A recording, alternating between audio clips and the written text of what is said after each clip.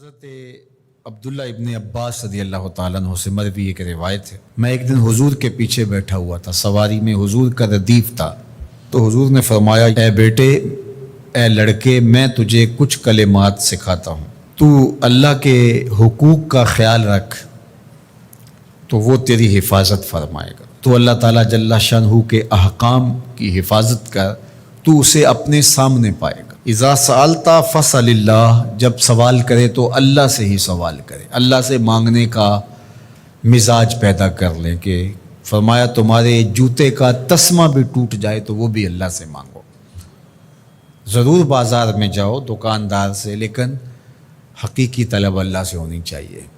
بات بات پہ اللہ سے سوال کرو، بڑی سے بڑی چیز بھی اس سے مانگو، چھوٹی سے چھوٹی چیز بھی اسی سے طلب کرو۔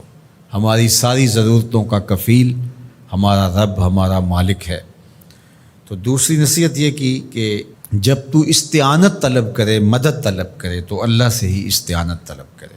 وعلم، اور جان کہ اگر ساری امت، سارے لوگ، پوری قوم فائدہ پہنچانے کی کوشش میں لگ جائیں تو تمہیں وہی فائدہ پہنچا سکتے ہیں جو تیرے لیے تیرے رب نے لکھا ہے۔ اور فرمایا وَإِنِ اجْتَمَعُوا عَلَىٰ أَن يَضُرُّوكَ بِشَيْءٍ، اور اگر تمہیں نقصان پہنچانے کے درپے ہو جائیں، لَمْ يَضُرُّوكَ إِلَّا بِشَيْءٍ قَدْ كَتَبَهُ اللَّهُ عَلَيْكَ، تو تجھے صرف وہی نقصان پہنچا سکتے ہیں جو اللہ نے تیرے لیے لکھا ہے۔ سارا زمانہ بھی مخالف ہو جائے، تیرا کچھ نہیں بگاڑ سکتا۔ ہاں، تیرے مقدر میں اگر کوئی چیز، کوئی بگاڑ لکھا ہے تو وہ ہوگا، اس کا ذریعہ وہ بن جائیں گے۔ تو اس لیے پھر اسی سے مانگو، اسی سے طلب کرو۔ رفعت الاقلام وجفت الصحف، جو لکھنا تھا اللہ نے لکھ دیا، لکھنے کے بعد قلم اٹھا لیا گیا اور جن صحیفوں پہ لکھا تھا وہ خشک ہو گئے، اب کتابیں بند ہیں۔ تو اس لیے اس نے تیرے لیے جو لکھا ہے وہ ہو کے رہے گا، تو خام خواہ لوگوں سے ڈرنے کی ضرورت نہیں ہے، اور تیرا فائدہ، تیرا نقصان اسی کے دستے قدرت میں ہے، تو اسی سے طلب کر، اسی سے مانگ۔ اور فرمایا تو اللہ تعالیٰ جل شانہ کو رخاء میں، خوشحالی میں یاد کر، یعرف کا فی الشدہ، وہ تجھے مشکل میں پہچانے گا۔ یعنی جو شخص خوشحالی کے دور میں اس کے پاس دولت ہے، صحت ہے، تو اللہ تعالیٰ کو فراموش نہیں کرتا، اللہ اس کی بدحالی کے زمانے میں اس کو فراموش نہیں کرتا۔